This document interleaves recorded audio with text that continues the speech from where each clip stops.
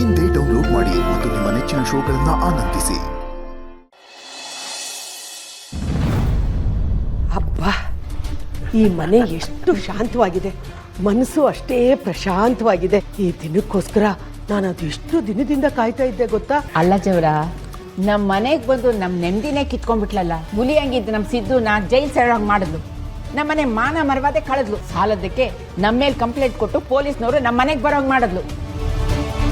ಇಲ್ಲಿ ತನಕ ಅವಳು ಇದ್ದಿದ್ದೇ ಹೆಚ್ಚು. ನಮ್ಮ ಮನೆ ಬಾಗಿಲು ಕಾಯೋ ನಾಯಿ ಕೆಲಸಕ್ಕೂ ಲಾಯಕ್ಕಿರ್ಲಿಲ್ಲ ಕಂಡ್ಲ ಅವಳು.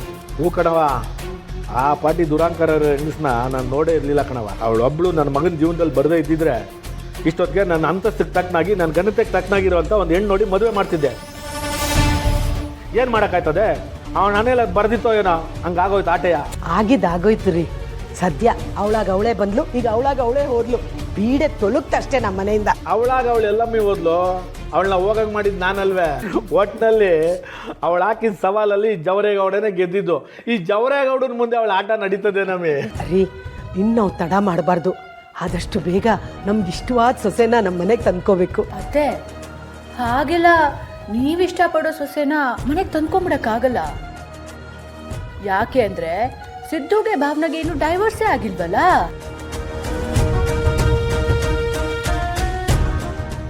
ಕಾನೂನಾತ್ಮಕವಾಗಿ ಬೇರೆ ಸೊಸೆ ಬಗ್ಗೆ ನೀವು ಯೋಚನೆ ಮಾಡಿದ್ರೂ ಸಾಕು, ತಪ್ಪಾಗ್ಬಿಡುತ್ತೆ. ಆಮೇಲೆ ಭಾವನಾಗೆ ನಮ್ಮ ಮೇಲೆ ಸಿದ್ದು ಮೇಲೆ ಕೇಸ್ ಹಾಕೋ ಅಧಿಕಾರ, ಅವಕಾಶ ಎರಡೂ ಇರುತ್ತೆ. ಉಕಣವ, ನೀನು ಹೇಳೋದು ಸರಿಯಾಗಿ ಅದೇ. ಆದರೆ ಇದರಲ್ಲಿ ಗಮನಿಸಬೇಕಾಗಿರೋ ಒಂದು ವಿಷಯ ಅದೇ ಕಣ. ನಾವು ಈಚೆಲ್ಲ ರಂಪ ರಾಮಾಯಣ ಮಾಡಿ ಅವಳನ್ನ ಮನೆಯಿಂದ ಆಚೆ ಹಾಕಿದ್ವಲ್ಲ, ಆದ್ರೂ ನಮ್ಮ ಸಿದ್ದೇಗೌಡ ಅವಳಿಂದ ಹುಡ್ಕೊಂಡು ಹೋಯ್ತಾ ಇಲ್ಲ ಅಂದಕ್ಕೆ ಸಿದ್ದೇಗೌಡ ನಾವು ಹೇಳ್ತಾ ಇರೋದನ್ನೆಲ್ಲ ನಂಬ್ತಾವನೆ ಅನ್ನಿಸ್ತೀನಿ. ಸ್ವಲ್ಪನೇ ನಮ್ಮ ಕಡೆಗೆ ವಾಲ್ಕತ್ತಾವನೆ ಅಂತ ಅನ್ನಿಸ್ತಾ ಇಲ್ವೇ? ಮೇಲ್ನೋಟಕ್ಕೆ ಇದೇನೋ ನಿಜ ಇರ್ಬೋದು ಮಾವ. ಸಿದ್ದುನು ನಮ್ಮ ಮಾತಿಗೆಲ್ಲ ಏನು ಜಾಸ್ತಿ ರಿಯಾಕ್ಟ್ ಮಾಡ್ತಿಲ್ಲ ಅಂತಾನೆ ಅನ್ಕೊಳ್ಳೋಣ. ಆದ್ರೆ ಜಾಸ್ತಿ ದಿನ ಇದು ನಡೆಯಲ್ಲ ಮಾವ. ಈಗೇನೋ ಅವಳು ಕೊರ್ಕೊಂಡು ಕೂತಿರ್ತಾಳೆ, ಸಿದ್ದುನು ಹತ್ಕೊಂಡು ಕೂತಿದ್ದಾನೆ. ಹಂಗಾಗಿ ಅವರಿಬ್ಬರ ಮಧ್ಯೆ ಏನು ಮಾತುಕತೆ ನಡೀತಾ ಇಲ್ಲ. ಅವಳು ಮೊದಲೇ ಉಸಿರು ಒಳ್ಳಿ. ಅವಳು ಅಷ್ಟು ಸುಲಭವಾಗಿ ನಮ್ಮ ಸಿದ್ದುನ ಈ ಆಸ್ತಿನೆಲ್ಲ ಬಿಟ್ಟೋಗ್ಬಿಡ್ತಾಳ? ಚಾನ್ಸೇ ಇಲ್ಲ, ಬಿಡಲ್ಲ. ಒಂದೆರಡು ದಿವಸ ಸುಮ್ಮನಿರ್ತಾಳೆ, ಆಮೇಲೆ ಮತ್ತೆ ಸಿದ್ದುಗೆ ಫೋನ್ ಮಾಡಿ, ಅಯ್ಯೋ ನಿಮ್ಮನ್ನ ಬಿಟ್ಟು ನನ್ಗೆ ಇರಕ್ಕೆ ಆಗಲ್ಲ, ನಾನು ಬದುಕೋದೇ ಇಲ್ಲ ಅಂತೆಲ್ಲ ಹೇಳಿ ಅತ್ತು ಕರೆದು ರಂಪ ರಾಮಾಯಣ ಮಾಡ್ತಾಳೆ. ಆಗ ಸಿದ್ದು ಮನ್ಸು ಮತ್ತೆ ಕರಗುತ್ತೆ. ಮತ್ತೆ ನಮ್ಮನ್ನೆಲ್ಲ ವಿರೋಧಿಸಿ ಅವಳ ಹಿಂದೆ ಹೋಗ್ತಾ ಇರ್ತಾನೆ ಅಷ್ಟೆ. ಹಂಗಾದ್ರೆ ಏನು ಮಾಡೋಣ ಅಂತೀವ? ಜಾಸ್ತಿ ಏನೂ ಇಲ್ಲ ಮಾವ. ಸಿದ್ದುಗೂ ಭಾವನಾಗೂ ಡೈವರ್ಸ್ ಕೊಡ್ಸ್ಕೊಳ್ಬೇಕು. ಯಾಕ್ರಿ ಅವ್ರ ಹತ್ರ ಹಾಕಿ ಮಾತಾಡಿದ್ರಿ? ನೋಡಿ ಎಷ್ಟು ಬೇಜಾರು ಮಾಡ್ಕೊಂಡು ಹೋದ್ರು ಅಂತ. ಇಷ್ಟಕ್ಕೂ ನೀವು ಟೈಮಿಗೆ ಸರಿಯಾಗಿ ಬಡ್ಡಿ ಕಟ್ಟಿದಿದ್ರೆ ಅವ್ರು ಯಾಕ್ರಿ ಹಾಗೆಲ್ಲ ಮಾತಾಡ್ತಿದ್ರು? ಇವತ್ತೇನೋ ದುಡ್ಡಿದೇನೋ ದುರಹಂಕಾರದಲ್ಲಿ ಹೀಗೆಲ್ಲ ಮಾತಾಡಿದ್ರಿ. ಮುಂದೆ ಮತ್ತೆ ಯಾವತ್ತಾದರೂ ಕಷ್ಟ ಅಂತ ಅವ್ರ ಹತ್ರ ಹೋದರೆ ಅವ್ರು ಹೇಗ್ರಿ ದುಡ್ಡು ಕೊಡ್ತಾರೆ ನಿಮಗೆ? ಇನ್ನು ಯಾವತ್ತೂ ನನಗೆ ಅಂಥ ಕಷ್ಟ ಬರೋದೇ ಇಲ್ಲ ಕಣೆ. ಆ ಕಾನ್ಫಿಡೆನ್ಸ್ ಮೇಲೆ ನಾನು ಈಗ ಮಾತಾಡಿ. ಓಟೆ ಕಟ್ಟಿದವರೇ ಮಣ್ಣಲ್ಲಿ ಮಣ್ಣಾಗಿ ಹೋಗಿರೋವಾಗ ನಾನು ನೀವು ಯಾವ ಲೆಕ್ಕ ರೀ? ಇವತ್ತೇನೋ ಸುಖ ಇದೆ, ಆದರೆ ಸುಖದ ಬೆನ್ನ ಹಿಂದನೇ ಕಷ್ಟ ನಿಂತಿರುತ್ತೆ ಅನ್ನೋದನ್ನು ನೀವು ನೆನ್ಪಿಟ್ಕೊಂಡ್ರೆ ಚೆನ್ನಾಗಿರುತ್ತೆ. ಎಲ್ಲದಕ್ಕೂ ಒಗ್ಗರಣೆ ಹಾಕ್ತಿಲ್ಲ. ನಿನ್ನ ಗಂಡನ ಮೇಲೆ ನಿನ್ನ ನಂಬಿಕೆ ಇಲ್ವಾ? ನಂಬಿಕೆ ಇಲ್ಲದೇ ಇರೋದ್ರಿಂದನೇ ಕೇಳ್ತಿರೋದು ರೀ. ನೀವು ಏನಾದರೂ ಒಂದು ಎಡವಟ್ಟು ಮೇಲೆ ಎಡವಟ್ಟು ಮಾಡ್ಕೊಂಡು ಬರ್ತಾ ಇರಿ, ನಾನು ಅದನ್ನು ನೋಡಿ ನೋಡಿ ನರಳ್ತಾ ಇರ್ತೀನಿ. ನಿಮ್ಗೆ ಹೇಗೆ ಆ ದುಡ್ಡಿನ ಹುಚ್ಚು ಹಿಡಿತೋ ನನಗಂತೂ ಗೊತ್ತಿಲ್ಲ. ನನಗೆ ನೋಡಿ ನೋಡಿ ಸಾಕಾಗೋಗಿದೆ. ಸಾಕಾದರೆ ಹೋಗಿ ವಿಟಮಿನ್ ಮಾತ್ರೆ ತಗೋ, ನಾನು ತಲೆ ತಿನ್ಬೇಡ. ತಗೋತೀನಿ, ಆದರೆ ಅದಕ್ಕಿಂತ ಮುಂಚೆ ನಿಮಗೆ ಇಷ್ಟೊಂದು ದುಡ್ಡನ್ನ ಯಾರು ಕೊಟ್ಟರು, ಆ ದುಡ್ಡು ಎಲ್ಲಿಂದ ಬಂತು ಅಂತ ನನಗೆ ಹೇಳಬೇಕು. ಇಷ್ಟೊಂದು ದುಡ್ಡನ್ನ ನಿಮ್ಮ ಹತ್ರ ನೋಡಿದಾಗಿಂದ ನನಗಂತೂ ಹೃದಯ ಡವ ಡವ ಅಂತ ಹೊಡ್ಕೋತಾ ಇದೆ. ಅದು ನನ್ನ ಫ್ರೆಂಡ್ ಒಬ್ಬ ಇದ್ದಾನೆ ಕಣೆ, ಅವನು ಕೊಟ್ಟ. ಯಾವನ್ರಿ ಅವನ ಫ್ರೆಂಡು? ಇಷ್ಟೊಂದು ಹಣನ ಬಡ್ಡಿ ಇಲ್ಲದೇ ನಿಮಗೆ ಕೊಟ್ಟಿರೋದು? ಅವನೇನೋ ಒಂದು ಮನೆ ಹಿಂದೆ ದುಡ್ಡಿನ ಗಿಡ ಹಾಕ್ಕೊಂಡಿದ್ದಾನಂತ? ಒಬ್ಬ ಫ್ರೆಂಡ್ ಇದ್ದ ಕಣೆ, ನಾವಿಲ್ಲೇ ತುಮಕೂರಲ್ಲಿ ಒಟ್ಟಿಗೆ ಓದಿದ್ದು. ಆಮೇಲೆ ನಾನು ದುಬೈಗೆ ಹೊಟ್ಟೋಗ್ಬಿಟ್ಟ. ಈಗ ವಾಪಸ್ ಬರ್ತಿದ್ದಾನೆ. ಅದೇ ಒಂದು ದೊಡ್ಡ ಕಂಪ್ನಿನಲ್ಲಿ CEO ಕಣ. ಅಕಸ್ಮಾತಾಗಿ ಸಿಕ್ಬಿಟ್ಟ. ನಾನು ನನ್ನ ಕಷ್ಟನೆಲ್ಲ ಹೇಳ್ಕೊಂಡೆ. ಹೇಯ್, ಎಷ್ಟು ದುಡ್ಡು ಬೇಕಾ ನಿಂಗೆ? ತೊಗೊಂಡಾಗ ಸಾಲ ಎಲ್ಲ ತೀರ್ಸ್ಕೊ, ನಿನಗೆ ಆದಾಗ ಕೊಡು ಅಂದ.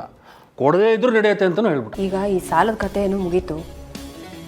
ನಮ್ಮ ಸೈಟ್ ಬಗ್ಗೆ ಏನ್ರಿ ಯೋಚನೆ ಮಾಡಿದ್ದೀರಾ? ಅದ್ರ ಬಗ್ಗೆ ಇನ್ನೂ ಏನೋ ಯೋಚನೆ ಮಾಡಿಲ್ಲ ಕಣೆ. ಏನ್ರಿ ನೀವು ಸಿದ್ದು ಹತ್ರ ಹೋಗಿ ಒಂದ್ಸಲ ಮಾತಾಡಿ ಈ ಸೈಟ್ ಸಮಸ್ಯೆನ ಪರಿಹಾರ ಮಾಡ್ಕೊಂಡು ಬನ್ನಿ ಅಂತಂದರೆ ನೀವು ಅವ್ರ ಮನೆಗೆ ಹೋಗಿ ಅವ್ರ ಅಪ್ಪನ ಮೇಲೆ ಕೈ ಮಾಡಿ ಸಾಲದು ಅಂತ ಭಾವನೂ ಮನೆಗೆ ಕರ್ಕೊಂಬಂದ್ಬಿಟ್ಟಿದ್ದೀರಿ. ಈಗ ಈ ಸೈಟ್ ವಿಚಾರ ಹೆಂಗ್ರಿ ಸಾಲ್ವ್ ಆಗುತ್ತೆ? ಏನು ಜಗತ್ತಲ್ಲೆಲ್ಲ ಅವರೊಬ್ಬರೇನ ಸಮಸ್ಯೆನ ಸಾಲ್ವ್ ಮಾಡೋದು? ಅವರಿಲ್ಲ ಅಂದರೆ ಬೇರೆಯವ್ರ ಹತ್ರ ಹೋಗ್ತೀನಿ. ನೀನು ಅದ್ರ ಬಗ್ಗೆ ಯೋಚನೆ ಮಾಡೋದನ್ನು ಬಿಡು. ನನ್ನ ತಂಗಿ ಚೆನ್ನಾಗಿರ್ಬೇಕು, ಅವಳನ್ನ ಕರ್ಕೊಂಡು ಬಂದಿದ್ದೀನಿ. ಅವಳನ್ನ ಚೆನ್ನಾಗಿ ನೋಡ್ಕೊ, ಟೈಮ್ ಸರಿಯಾಗಿ ಊಟ ತಿಂಡಿ ಕೊಡು, ಅವಳಿಗೆ ಏನು ಬೇಕೋ ತಕ್ಕೊಡು.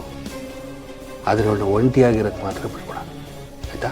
ಎಂಜಲ್ ಕೈಯಲ್ಲಿ ಕಾಗೇನೂ ಓಡಿಸೋರಲ್ಲ ಅವರು. ಊಟ ಹಾಕಬೇಕಾಗುತ್ತೆ ಅಂತ ಹೆತ್ತ ಅಪ್ಪ ಅಮ್ಮನೆ ಮನೆಯಿಂದ ಓಡಿಸ್ದವರು. ಈಗ ಇದ್ದಕ್ಕಿದ್ದಂಗೆ ಭಾವನ ಮೇಲೆ ಇಷ್ಟೊಂದು ಪ್ರೀತಿ ತೋರಿಸ್ತಾ ಇದ್ದಾರಲ್ಲ, ಲೆಕ್ಕಾಚಾರ ಎಲ್ಲೋ ಏನೋ ಸರಿಯಾಗಿ ಮಿಸ್ ಹೊಡಿತಾ ಇದೆ. ಇರಲಿ, ಏನು ಅಂತ ತಿಳ್ಕೊತೀನಿ. ಯಾಕೆಲ್ರು ಇಷ್ಟೊಂದು ಶಾಕ್ ಆಗಿದ್ದೀರಾ? ಶಾಕ್ ಆಗಬೇಡಿ. ನಾನು ಹೇಳ್ತಾ ಇರೋದು, ಸಿದ್ದುಗೆ ಕಾನೂನಾತ್ಮಕವಾಗಿ ಡೈವರ್ಸ್ ಕೊಡಿಸ್ಲಿಲ್ಲ ಅಂತ ಅಂದರೆ ಬೇರೆ ಹುಡುಗಿನ ಮದುವೆ ಮಾಡೋದ್ರಿಂದ ನಮಗೆ ಕಷ್ಟ ಆಗುತ್ತೆ ಅಂತ. ಅದಕ್ಕೆ ಮೊದಲು ಈ ಕಬ್ಬಣ ಬಿಸಿ ಇರುವಾಗಲೇ ತಟ್ಬಿಡ್ಬೇಕು. ನಾಳೆ ದಿನ ಅವಳು ಕೇಸ್ ಹಾಕೋದಷ್ಟೇ ಅಲ್ಲ, ನಮ್ಮ ಆಸ್ತಿ ಮೇಲೂ ಕೂಡ ಕಣ್ಣು ಹಾಕ್ಬೋದು. ಬರೀ ಆಸ್ತಿ ಪಾಲ್ ಕೇಳೋದಷ್ಟೇ ಅಲ್ಲ, ನಾನು ಒಬ್ಳೇ ಹೆಣ್ಮಗಳು, ಇವರಿಂದ ನಮ್ಗೆ ಅನ್ಯಾಯ ಆಗಿದೆ, ನನಗೆ ಜೀವನಾಂಶ ಕೊಡಿ ಅಂತ ಇನ್ನೂ ಏನಾದರೂ ಕೇಳ್ಬೋದು. ಆಮೇಲೆ ಅವಳಿಗಿದ್ನೆಲ್ಲ ಕೊಟ್ಟಿಲ್ಲ ಅಂದ್ರೆ ನೀವು ಸಿದ್ದು ಎಲ್ಲರೂ ಜೈಲಿಗೆ ಹೋಗ್ಬೇಕಾಗುತ್ತೆ.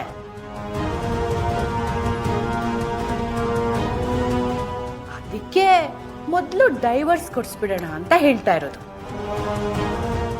ನಾವು ಈ ಸಂಭ್ರಮನೆಲ್ಲ ಆಚರಿಸ್ಕೊಂಡು ಲೇಟ್ ಮಾಡಿಬಿಟ್ರೆ ಅವರಿಬ್ರು ಮನ್ಸು ಬದಲಾಯಿಸ್ಬಿಡ್ಬೋದು. ರೀ, ನೀಲು ಹೇಳ್ತಿರೋದು ಸರಿಯಾಗೇ ಇದೆ, ಹಾಗೆ ಮಾಡೋಣ ರೀ. ಹ್ಞೂ ಕಣ್ಲ ಜೋಗ್ರ, ಅದೇನು ಮಾಡಬೇಕೋ ಮೊದಲು ಅದನ್ನ ಮಾಡಿ ಮುಗಿಸ್ಬಿಡು. ಅದಕ್ಕೇನೇನು ಡಾಕ್ಯುಮೆಂಟ್ಸ್ ಬೇಕೋ ಅದನ್ನೆಲ್ಲ ನಾನು ರೆಡಿ ಮಾಡ್ತೀನಿ. ಅದಕ್ಕೆ ನಮ್ಮ ಸಿದ್ದೇಗೌಡ ಸೈನ್ ಮಾಡಾನೆ? ಇಲ್ಲ ಮಾವ, ಸಿದ್ದು ಬಗ್ಗೆ ನಮ್ಮೆಲ್ರಿಗೂ ಕೂಡ ಚೆನ್ನಾಗೇ ಗೊತ್ತಲ್ವಾ. ನಾವೇ ಡೈವರ್ಸ್ ಪೇಪರ್ನ ತಗೊಂಡೋಗಿ ಇದಕ್ಕೆ ಸೈನ್ ಮಾಡು ಅಂದರೆ ಅವ್ನು ಖಂಡಿತ ಸೈನ್ ಮಾಡಲ್ಲ. ಅದೇ ಡೈವರ್ಸ್ ಪೇಪರ್ ಏನಾದರೂ ಭಾವನಾ ಕಡೆಯಿಂದ ಬಂತು ಅಂದರೆ ವಿಧಿ ಇಲ್ಲದೆ ಸೈನ್ ಮಾಡೇ ಮಾಡ್ತಾನೆ. ಅದಕ್ಕೆ ಮಾವ, ಬಾಣ ಏನಿದ್ರು ಭಾವನಾ ಕಡೆಯಿಂದನೇ ಬರಬೇಕು. ಪೇಪರ್ ಸೈನ್ ಮಾಡಿರೋದು ಅವಳ ಕಡೆಯಿಂದ ಬಂದರೆ ಅವಳ ಕತೆ ಮುಗೀತು ಕಣವ.